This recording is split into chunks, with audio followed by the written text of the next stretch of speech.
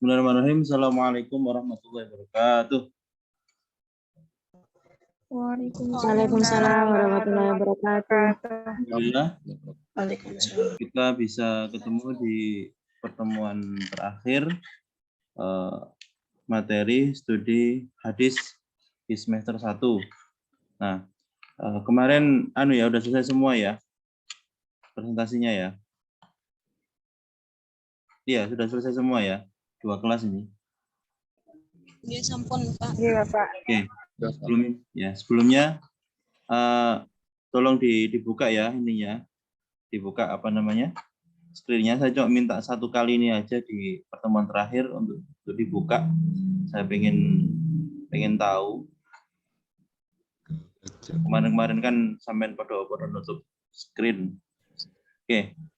Marilah kita buka pertemuan pada siang hari ini dengan membaca Ummul Kitab dengan harapan semoga apa yang sudah kita laksanakan, apa yang sudah kita pelajari, apa yang sudah sampean semua presentasikan mampu memberikan manfaat kepada sampean semua dan juga kepada kita semua, sehingga kita bisa menjalankan kehidupan dengan lancar, kuliahnya sampai juga lancar sampai akhir.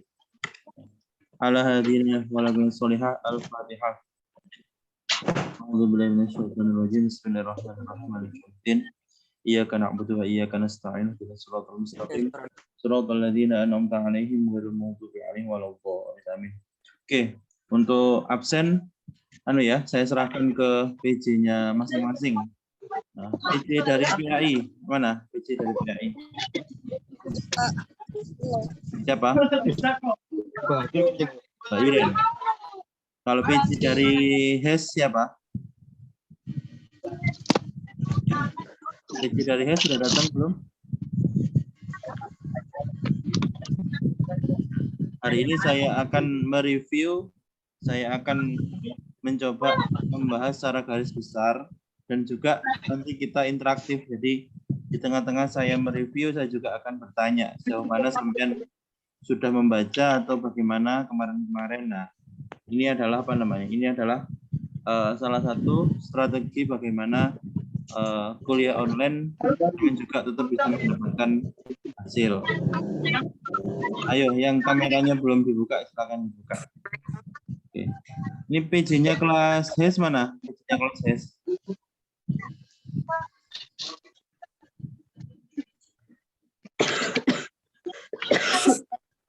PJ-nya kelas HES ini, PJ-nya.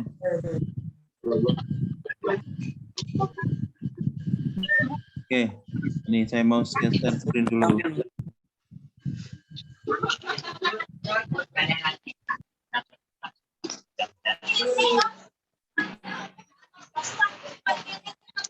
Oke, sambil nunggu teman-teman yang lain, saya mau share screen dulu.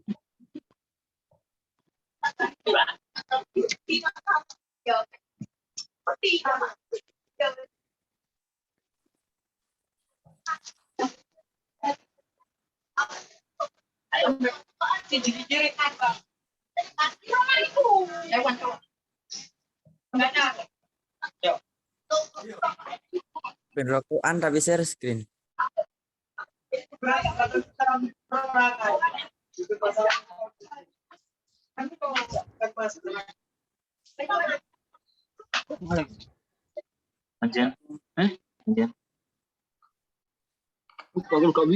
Ayo, yang lain mic-nya dimatikan. Mic-nya dimatikan dulu. Kita mulai review materinya.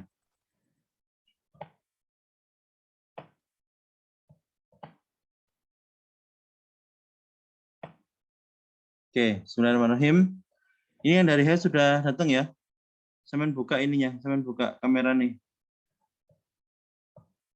Saya cuma review 30 menit lah. Review 30 menit. Nanti sampean juga kita diskusikan jika ada yang ditanyakan. Oke, bismillahirrahmanirrahim. Saya akan memulai tentang dinamika hadis dalam kajian Islam.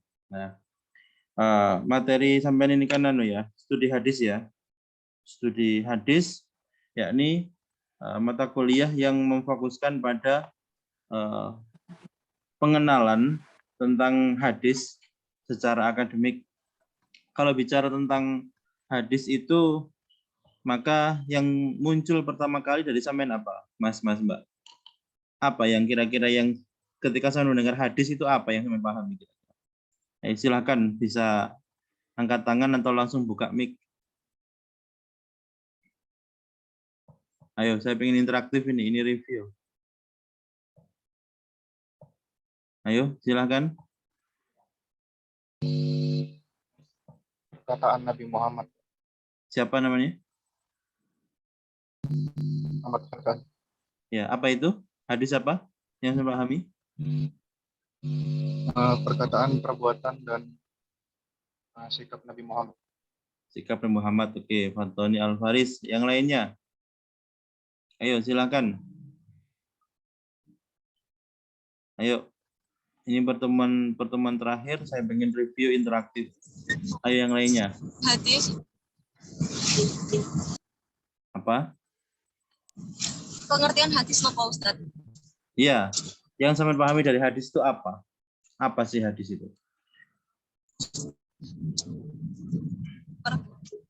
Hadis itu ialah hadis yaitu apa yang diriwayatkan dari Nabi baik berupa perkataan, perbuatan, ketetapan, bahasa Arabnya, takrir, sifat jasmani atau sifat akhlak, perjalanan setelah diangkatnya sebagai Nabi, dan terkadang juga sebelumnya, sehingga hadis itu dikatakan dengan sunnah biasanya. Oke, bagus. Jawaban yang pertama bagus, jawaban yang kedua bagus. Sekarang yang lainnya, apa itu hadis dalam pemahaman sampean? Ayo, yang lain. Hadis disebut juga sunnah. Iya. Ya. Hadis disebut juga sunnah, yakni adalah perkataan, perbuatan, ketetapan, dan persetujuan dari Nabi Muhammad yang dijadikan landasan syariat Islam. Hadis dijadikan sumber hukum Islam selain Al-Quran.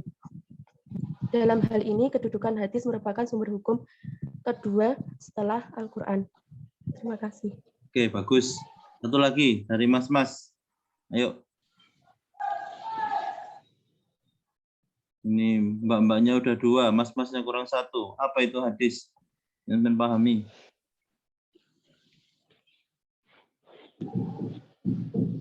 Ayo.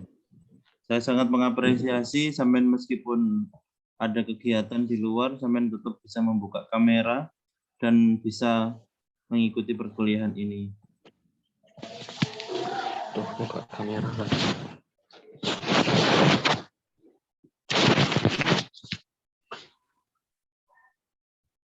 Ayo. Satu lagi. Ayo Mas, masuk Mas ya, oke. Satu lagi Mas, apa itu hadis? Iya, siapa? Khairul Azmi. Membuka kamera nih. Buka dulu kameranya. Saya, Pak. Siapa?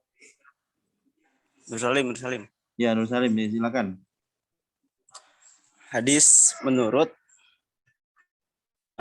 bahasa ya, Pak. Iya. Disebut juga sunnah. Ya. Adalah hadis itu adalah perkataan, perbuatan, atau ketetapan dan persetujuan dari Nabi Muhammad SAW. Landasan syariat Islam. Hadis dijadikan sumber hukum Islam selain Al-Quran. Udah, Pak. Oke, bagus. Jadi semua jawaban itu tidak ada yang salah. Semua jawaban benar. Cuma kita satukan persepsinya. Hadis itu apa? Jadi ada yang bilang hadis itu segala ucapan, tindakan, kemudian ketetapannya Kanjeng Nabi yang apa? Yang bersumberkan dari wahyu. Ya.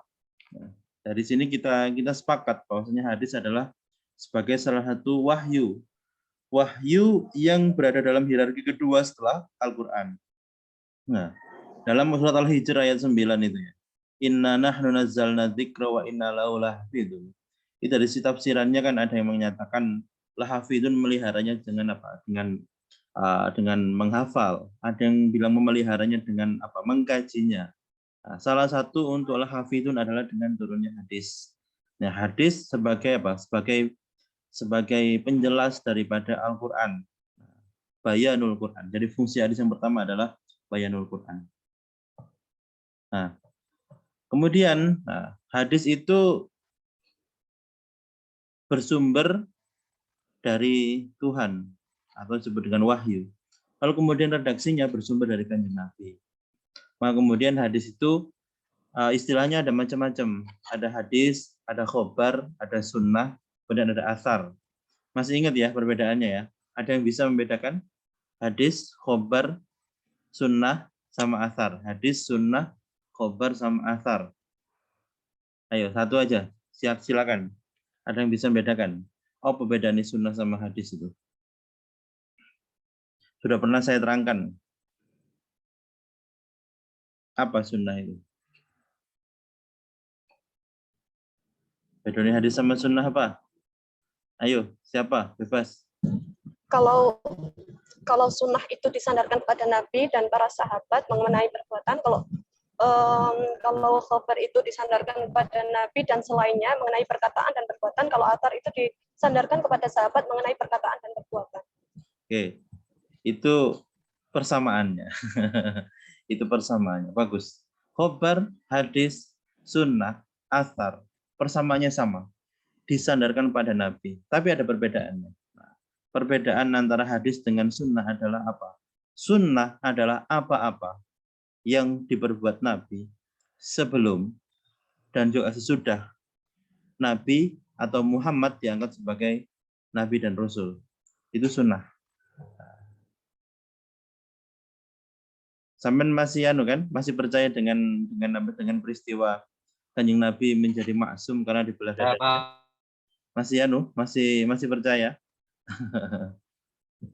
Jadi Nabi itu terjaga dari sifat apa? Dari sifat keburukan, dari sifat maksiat. Nah, makanya kemudian sunnah itu disandarkan kepada Nabi, bahkan sebelum Nabi diangkat sebagai Nabi dan Rasul. Itu sunnah. Nah, lalu kemudian bedanya hadis.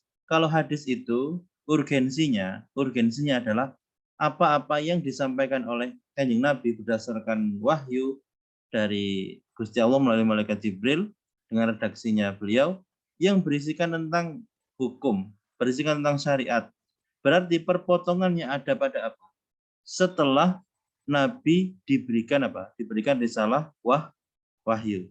Nah, dari sini paham ya? Contoh, Nabi ma'em dengan tiga jari. Nah, dengan 3 jari. Itu hadis atau sunnah, Mas? Mbak, Nabi di satu hadis sunnah. Kenapa kok disebut sunnah? Kebiasaannya Nabi. Ya, kebiasaannya Nabi. Apakah Nabi kemudian setelah diberikan wahyu Al-Quran yang sebagai Nabi, kemudian Nabi baru makan dengan 3 jari? Tidak. Nabi itu rambutnya panjang. Ketika sampean mengikuti, maka sampean berarti apa? Berarti mengikuti sunnah Kanjeng Nabi. Kemudian Nabi berkholwat. Kalau ada masalah berkholwat, berzikir itu sunnah. Nah, oke. Lalu bagaimana dengan khobar? Khobar itu hampir sama seperti hadis. Nah, khobar hampir sama seperti hadis, kandungannya.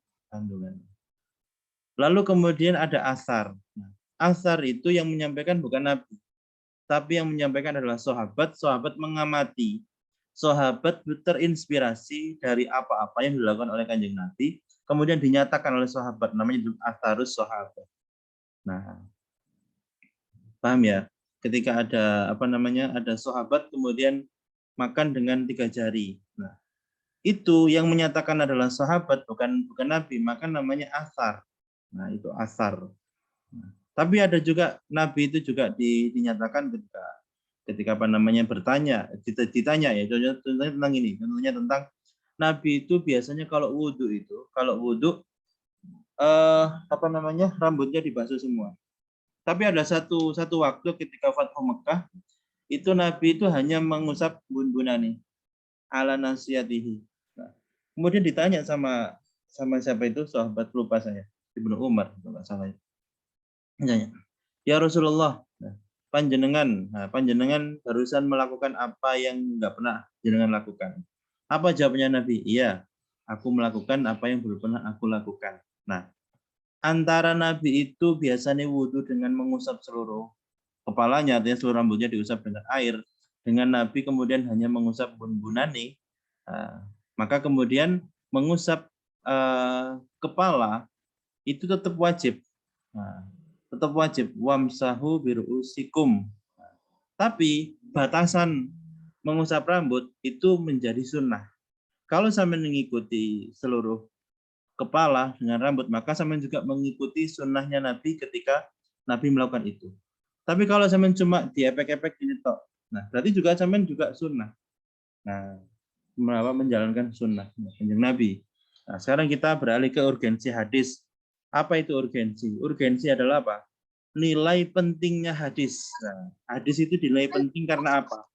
Yang pertama, posisi hadis sebagai wahyu kedua. yakni wahyu kedua setelah Al-Quran. Ada hierarkisnya. Kenapa kok seperti itu? Karena Al-Quran bersifat mutawatir mutlak. Tapi kalau wahyu, kalau hadis, ada yang dinyatakan secara mutawatir, ada juga yang dinyatakan tidak secara mutawatir. Kenapa kok seperti itu?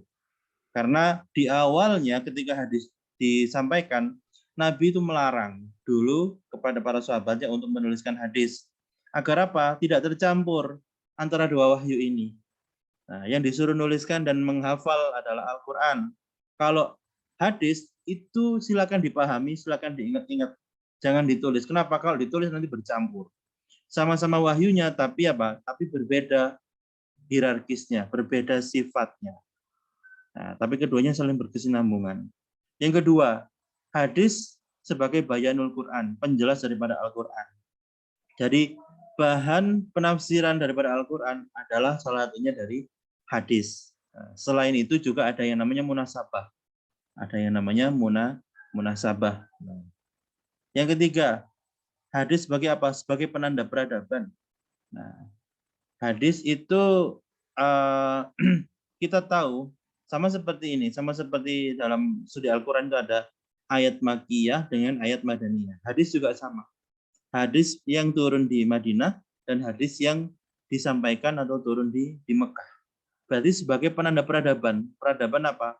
Peradaban Rasulullah ketika itu membersamai para sahabat baik di Mekah kemudian di Madinah. Nah, itu urgensinya.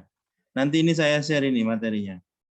Kemudian signifikansi hadis dalam penafsiran Al-Quran. Nah, signifikansi hadis dalam penafsiran Al-Quran. Yang pertama, hadis menjadi penting pada penafsiran ayat-ayat yang mempunyai sababun nuzul. Kenapa? Karena tidak semua ayat Al-Quran itu mempunyai sababun nuzul. Bahkan kalau dijumlahkan, asbabun nuzul dalam Al-Quran atau ayat yang di latar belakangi sababun nuzul itu hanya 11%. Nah, utamanya pada ayat-ayat yang mempunyai karakter ayat-ayat hukum atau ayat-ayat syariah, yakni surat Al-Baqarah sampai Al-Maidah itu hampir semuanya mempunyai sababun nuzul. Kemudian juz 30. Nah, jadi sababun nuzul itu rata-rata adalah ayat-ayat yang ada intisarinya adalah tentang hukum. Kenapa? Karena ada kaitannya dengan peristiwa yang dihadapi oleh kanjeng Nabi di saat itu. Nabi membutuhkan penjelasan, Nabi membutuhkan bayan seperti apa. Lalu kemudian Allah turunkan hadis, yang itu menjadi sababun nuzul. Jadi Al-Quran itu ada atau tidak adanya sababun nuzul, Al-Quran sudah pasti turun. Logikanya seperti itu. Logikanya seperti itu. Tapi sababun nuzul itu sangat signifikan di dalam apa? Dalam mengetahui konteks ayat ini turunnya seperti apa, sahabatnya dalam keadaan seperti apa. Itu. Yang kedua, hadis menjadi penting dalam penafsiran ayat-ayat hukum dan ayat-ayat ibadah. Jelas, karena ayat-ayat hukum dan ayat ibadah itu sekitar 30%. 70%-nya adalah ayat tentang hikmah. Jadi kita mengambil tatanan kehidupan dalam Al-Quran itu 70% dalam Al-Quran isinya hikmah. Melalui apa? Melalui kisah-kisah para nabi, melalui kisah-kisah para umat-umat terdahulu, melalui kisah-kisah inspiratif, baik yang untuk diikuti ataupun yang untuk tidak boleh diikuti. Contoh kisah inspiratif dalam Al-Quran yang bisa diikuti, contoh kisah tentang apa? Barangkali ada yang bisa memberikan contoh. Salah satu kisah dalam Al-Quran selain kisah Nabi, kira-kira kisah apa, Mas Mbak? Yang bisa sampean jadikan contoh. Yang satunya kisah dalam Al-Quran yang tidak boleh diikuti atau tidak boleh ditiru. Apa? Ayo, satu. Lukman, Mbak. Lukman ya? Ya. Yeah. Ya, kisah tentang Lukman. Itu menurut sampean itu kisah yang sebaiknya dicontoh, diikuti atau ditolak? Ketika ini Pak menyuruh ada 3 perintah di situ, kalau tidak salah. Perintah itu kepada anaknya. Ya, perintah kepada anaknya Pak. Saya lupa Pak. Qala Luqman li banihi wa ya'iduhu ya bunayya. Wis pokoknya iku Luqman ya. Oke. Kemudian contoh kisah dalam Al-Qur'an selain kisah Nabi yang apa? Yang tidak boleh ditiru, tentang apa? Kisah tentang apa? Ada Abu Lahab wa Tab, Abu Lahab. Abu Lahab, oke, bagus. Korun, apalagi? Fir'aun, ya. Fir'aun, Pak. Kenapa? Orang-orang kafir. Ya, oke. Oke, bagus. Ya. Jadi 30% dari Al-Quran isinya tentang ayat hukum dan ayat ibadah. Dan itu menjadi urgensi terbesar daripada Al-Quran. Nah, jadi Al-Quran tidak hanya berisi tentang tentang perintah, larangan, tidak. Tapi bagaimana mengatur kehidupan itu tidak hanya mengikuti perintah dan larangan, tapi bagaimana mengikuti tuntunan. Ya. Bedakan antara tuntunan dengan tuntutan. Kalau hukum dan ibadah itu tuntutan, tapi kalau hikmah, ayat-ayat yang bersumberkan dari kisah, itu namanya tuntunan. Ya, ingat ya, tuntunan dengan tuntutan harus bisa bedakan. Kemudian yang ketiga, tentang hadis dalam berdasarkan Al-Quran, korelasi sebab nuzul dengan ayat Al-Quran itu bersumber dari hadis-hadis. Jadi kita tahu ayat ini punya sebab nuzul itu dari mana? Ya dari hadis. Kenapa? Karena bentuknya sebab nuzul adalah bentuk periwayatan hadis, gitu loh. Nah, contoh koyo pembatasan poligami. Nah, ayat tentang poligami itu, An-Nisa ayat 3 itu. Sebab nuzul tentang apa? Dulu itu yang namanya menikah itu nggak ada batasan, punya istri berapapun nggak ada batasan. Lalu kemudian apa? Lalu kemudian karena tidak tercipta keadilan, karena bagaimana kemudian wanita itu tidak dijadikan sebagai komoditas untuk gaya-gayaan. Akhirnya kemudian apa? Direduksi. Wes, pilihan. Di situ kan ada juga ininya, sababun nuzulnya. Itu dari hadis. Nah, banyak sekali. Oke, lanjut. Kemudian sejarah hadis dari masa ke masa. Yang pertama hadis di masa Rasulullah, yang kedua masa sahabat dan masa tabi'in. Hadis di masa Rasulullah adalah apa? Hadis penyampaian hadisnya, penyampaian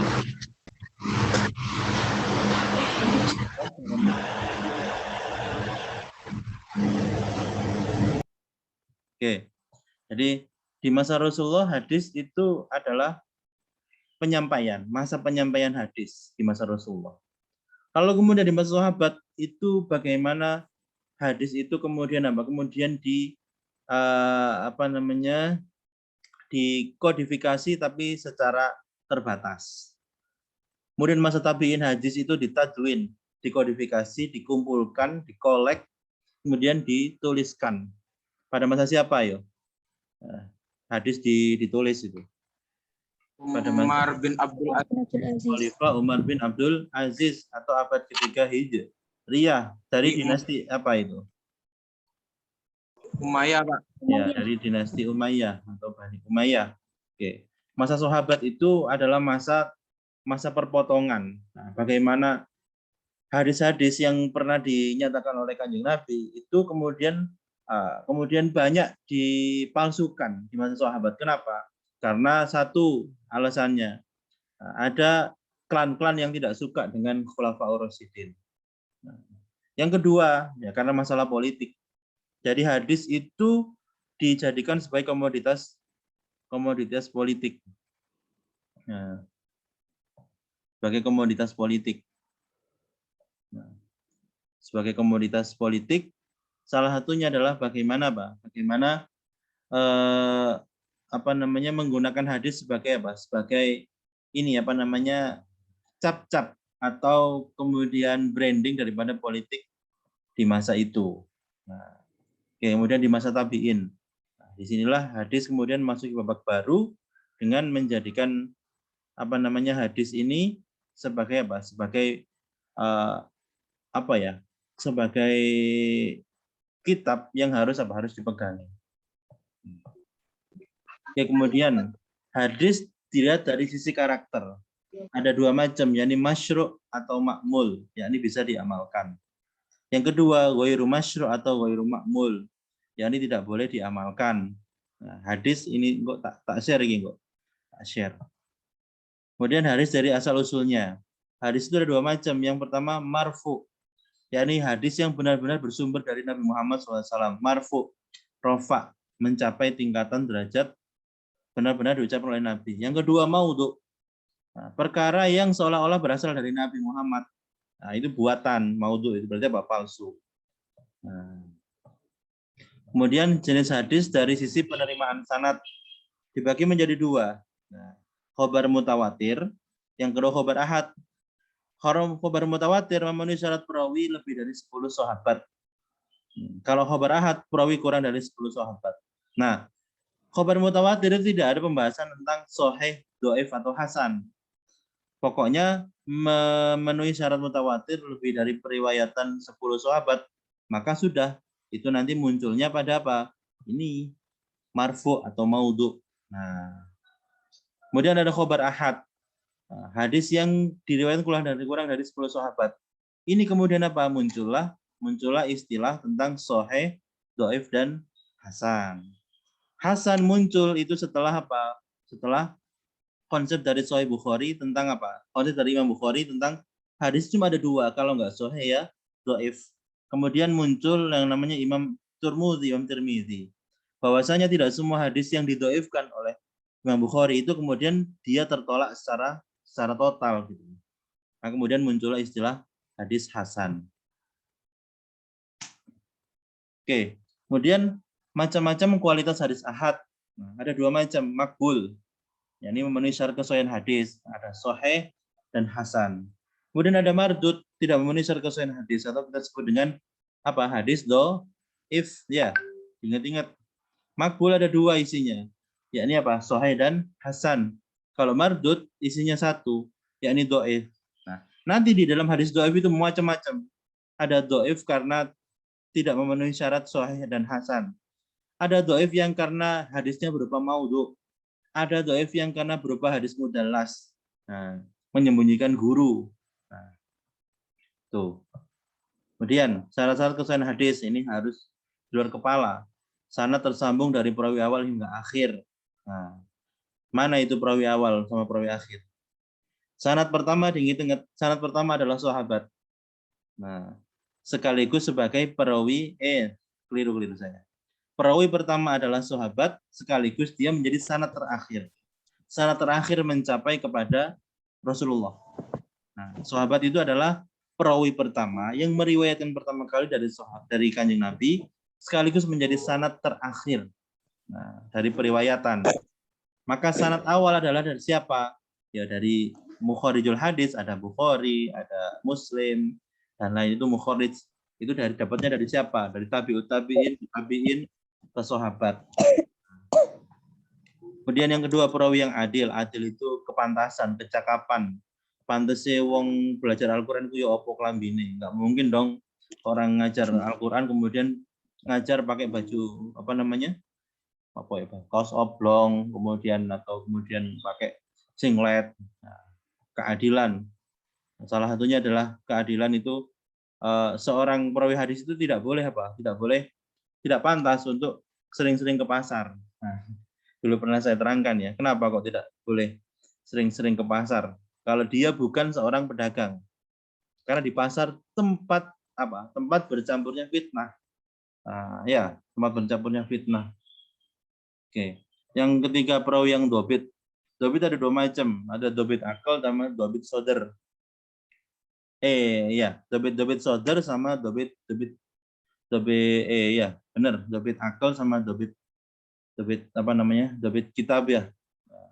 Kalau dobit akal itu memorinya memang kuat, memori dirinya. Kemudian ada dobit yang kitabah, yakni catatannya lengkap.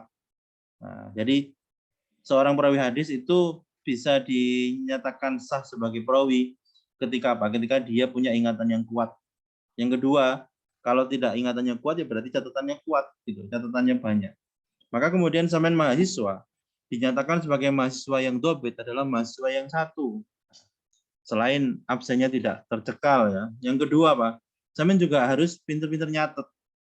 Dan juga pinter dalam memilah dan memilih buku-buku. Jadi ketika katakanlah materi studi hadis ya, sampean kemudian jangan hanya membaca buku yang sing ana tulisannya studi hadis. Nah, tapi ada kaitan dengan hadis, maka ada ulumul hadis, ada mustalahul hadis, ada usulul hadis. Nah, maka paradigmanya jangan menjadi paradigma siswa. Kalau paradigma siswa seperti itu, buku bahasa Indonesia, maka dia mencari buku yang tulisannya bahasa Indonesia. Yang kayak gitu, ada kajiannya. Kemudian tidak ada ilat baik sanad maupun matan. Sebenarnya nomor 5 tidak ada syad, yakni menyelisih periwayatan yang lebih sahih. Nah, sebenarnya ya syarat-syarat kesahihan itu cuma ada 3 sebenarnya. Yakni ittisalus sanad tersambung, kemudian perawi yang adil dan perawi yang dobit. Adil dan dobit kalau disatukan namanya thiqah. Nah, thiqah. Nah, kenapa? Karena baik ilat itu ada hubungannya dengan nomor 1. Nah, kalau ilat dengan matan ada hubungannya dengan nomor 3. Ilat dengan sanad ada hubungannya dengan nomor 1. Nah, tidak adanya ilat baik sanad maupun matan. Kalau matan ada pada nomor 3. Kalau sanad ada pada nomor 1 dan nomor 2. Kemudian yang nomor 5 tidak adanya syad, yakni menyelisih periwayatan yang lebih sahih. Ini adalah kajian pada Kajian pada kedobitan. Nah, dalam ingatannya seperti ini, ternyata ingatannya kurang tajam. Akhirnya, dulu nggak seperti ini. Nah, tuh. Nah, itu review saya. Ada yang ditanyakan, silakan diskusi.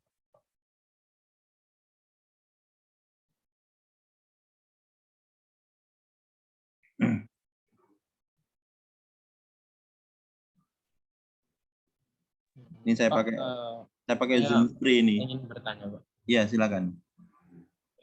Pak, biasanya itu ada hadis yang menentang Al-Qur'an. Itu saya tahu contohnya itu ada contoh yang tentang keluarga itu, Pak.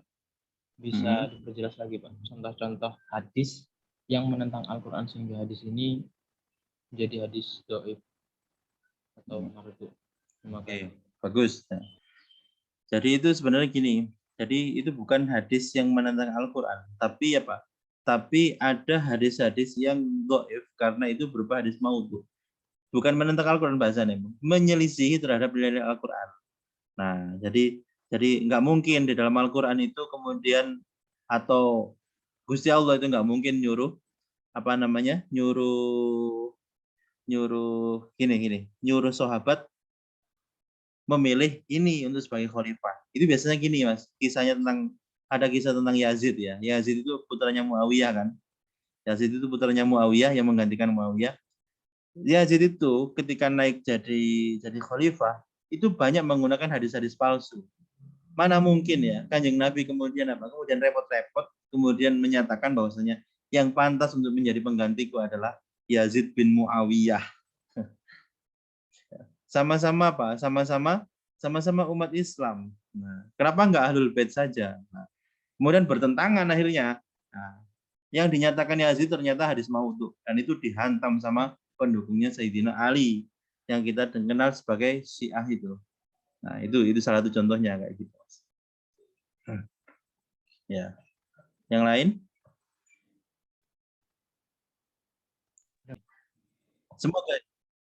Semoga ini menjadi kuliah di akhir pandemi atau akhir pandemi, kuliah online gitu. Kuliah online di masa akhir pandemi. Nanti kita juga akan masuk dalam masa yang namanya kuliah. Tidak ada yang namanya kuliah itu libur. Kenapa? Kalau dosennya nggak bisa masuk, wes kuliah online naik. itu prediksi saya nanti. Termasuk saya nanti kalau ngajar di tempat ngajar kelas lain atau apa, tidak ada libur. Nah, meskipun tapi kuliah sendiri. Nah,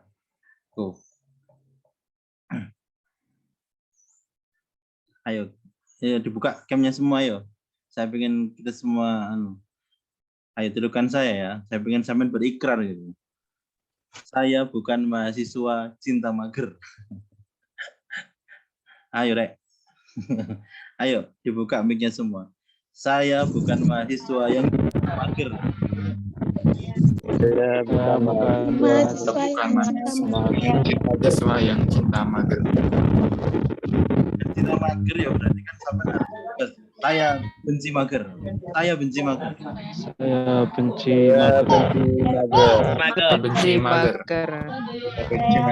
Mager. Intinya saya mohon maaf. Semoga kita bisa diberikan kesehatan, kesuksesan di masa-masa yang akan datang. Saya mendoakan kebaikan untuk teman semua, teman juga doakan saya. Jadi saling mendoakan akan menurunkan sebuah keberkahan. Amin ya rabbal alamin. Adalah kita perkuliahan pada semester ini dengan membaca Al-Fatihah. Dengan apa? Dengan harapan ini akhir tapi menjadi awal kelanjutan kehidupan kita di masa yang akan datang. Ala hadirin wal salihah Al-Fatihah.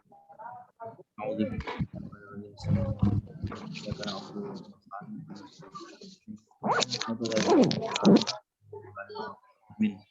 Oke, sampai jumpa. Kalau ketemu saya lagi di mata kuliah akan datang. Oke. Kita akhiri dengan membaca Alhamdulillahirabbil alamin. Wa bihamdika asyhadu an la ilaha illa anta astaghfiruka wa atubu ilaik. Wassalamualaikum warahmatullahi wabarakatuh. Sehat-sehat. Amin amin.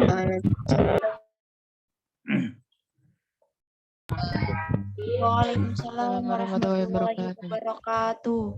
Oke.